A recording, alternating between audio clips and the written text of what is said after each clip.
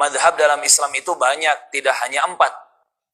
Bukan hanya Hanafi, Maliki, Syafi'i, Hanbali, tetapi setelah itu banyak lagi madhab yang lain. Ada madhab Sufyan Ats-Tsauri, madhab Qatadah, madhab Mujahid, madhab Ibnu Uyainah. Hampir semua ulama masing-masing punya madhab. Dan kalau kita mengikuti satu madhab dalam rangka mempermudah belajar kita, mempelajari ilmu agama, kurikulumnya jelas dalam madhab-madhab itu, maka boleh kita ikut madhab. Mempermudah kita belajar agama. Tapi kalau belajar madhab hanya untuk bangga-banggaan, fanatik yang tidak seharusnya, fanatisme golongan, apalagi saling menjatuhkan, saling serang, ini yang tidak boleh, ini yang tercela. Sampai dulu beberapa ratus tahun ke belakang di Masjidil Haram itu terjadi fitnah terkotak-kotak karena madhab yang berbeda. Terbagi menjadi 4 area. Ada area madhab Hanafi, ikut Abu Hanifah.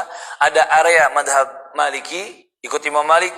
Ada area madhab Syafi'i, ikut Imam Syafi'i. Ada area Hanbali, ikut Imam Ahmad bin Hanbal.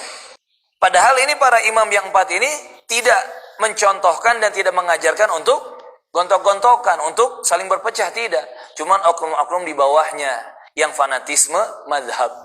Sampai sholat itu ada 4 jamaah dengan masing-masing imam yang berbeda. Padahal kan Rasulullah melarang. Ada beberapa jamaah di waktu yang sama, di tempat yang sama, di masjid yang sama. Itu nggak boleh. Tidak boleh ada 2 imam sholat di satu tempat yang sama, di waktu yang sama. Sampai parah-parahnya mereka melarang menikah lintas madhab. Dan itu bukan ajaran para imam madhab. Itu bukan pemahaman Rasulullah dan para sahabat radhiyallahu anhu.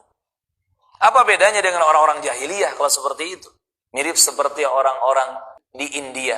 Mereka membeda-bedakan manusia dengan istilah kasta. Nah, dalam Islam tidak ada yang seperti itu. Semua sama, yang membedakan hanyalah takwa kepada Allah Azza wa Jalla. Inna akramakum indallahi atqakum. Yang paling mulia di antara kalian di sisi Allah adalah yang paling bertakwa kepada Allah Azza wa Jalla.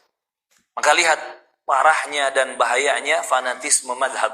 Sampai ada yang berani mengkafir-kafirkan.